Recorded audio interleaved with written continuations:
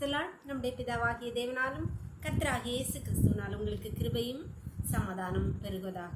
நாளிலும் கூட நமக்கு ஜீவனை தந்ததுமல்லாமல் தயையும் பாராட்டின தேவாதி தேவனை துதிக்கலாமா?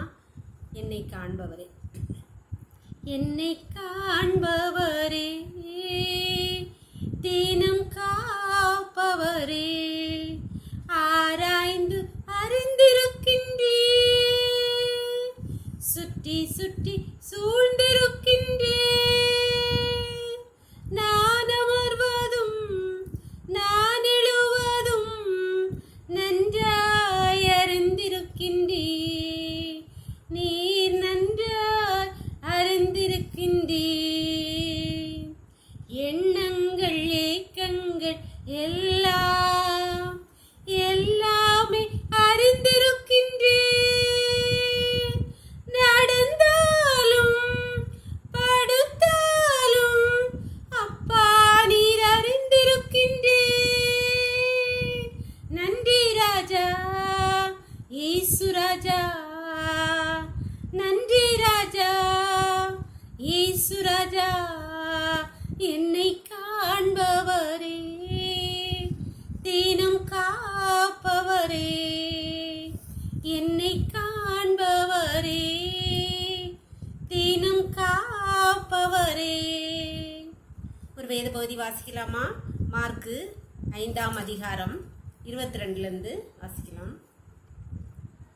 ஜபாலை தலைவரில் ஒருவனாகிய எவீரு என்பவன் வந்து இயேசுவை கண்டவுடனே அவர் பாதத்தில் விழுந்து, என் குமாரத்தி மரண அவஸ்தைப்படுகிறாள், அவள் ஆரோக்கியம் அடையும்படிக்கு நீர் வந்து அவள் மேலும் அது கையை வையும், அப்பொழுது பிழைப்பாள் என்று அவரை மிகவும் வேண்டிக் கொண்டார். அவர் அவனோடே கூட போனார். திரளான ஜனங்கள் அவருக்கு பின் சென்று அவரை நெருக்கினார்கள். அவர் இப்படி பேசி கொண்டிருக்கையில் ஜபாலை தலைவனுடைய வீட்டிலிருந்து சிலர் வந்து, உம்முடைய குமாரத்தி மரித்து போனாள், இனி ஏன் போதகரை வருத்தப்படுத்துகிறீர்கள் என்றார். அவர்கள் சொன்ன வார்த்தையை இயேசு கேட்டவுடனே ஜபாலை தலைவரை நோக்கி, பயப்படாதே, விசுவாசம் உள்ளவனாய் இரு என்று சொல்லி பிள்ளையின் கையை பிடித்து தலித்தாகுமி என்றார். அதற்கு சிறுபெண்ணை எழுந்திரு என்று உனக்கு சொல்லுகிறேன் என்று அர்த்தமும். உடனே சிறுபெண் எழுந்து நடந்தாள். அவள் 12 வயதுள்ளவளாய் இருந்தாள். அவர்கள் மிகுந்த ஆச்சரியப்பட்டு பிரமித்தார்கள். இந்த வேதபகுதி நமக்கு நன்கு தெரிந்த வேதபகுதி தான்.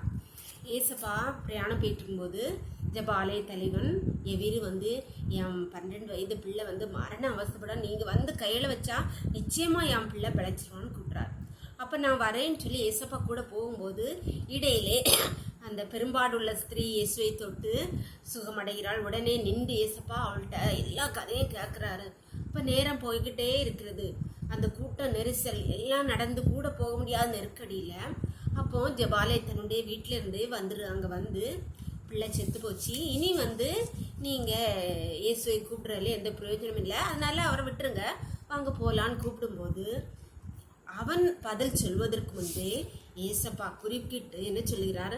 பயப்படாத, நீ விசுவாசம் உள்ளவனாயிருன்னு சொல்கிறார். சொல்லிட்டு போய்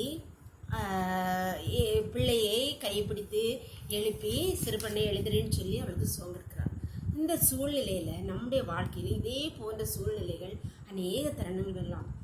ஏசப்பா நம்ம கூட இருக்கார், ஏசப்பா பயப்படாதேன்னு சொல்லுவார்.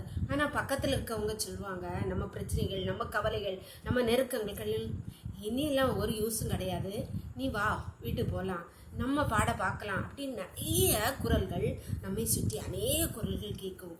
ஆனால் நம்ம எந்த குரலை கேட்குறோம் என்பது தான் முக்கியமான காரியம். ஏசப்பா சொல்கிற பயப்படாத, விசுவாசம் உள்ளவரா இரு என்று சொல்கிற குரலை கேட்குறாமா? வா போகலாம், இனிய ஒரு கதையை நடக்கிறாது என்ற அந்நிய குரலை கேட்குறாமா? நம்ம எதற்கு செவி சாய்க்கிறோமோ ஏசப்பா குரலை கேட்டோன்னா நமக்கு நிச்சயம் விடுதலை உண்டு. ஜெபம் பண்ணலாமா? எங்களை நேசிக்கிற எங்களை அன்பின் தகப்பனே, இந்த அருமையான நாளுக்காக உமக்கு நன்றியப்பா. நாளிலும் காலை முதலையும் மட்டுமாய் உம்முடைய கிருபை, உம்முடைய கரம் எங்களோடு கூட இருந்தபடியால் நன்றியப்பா.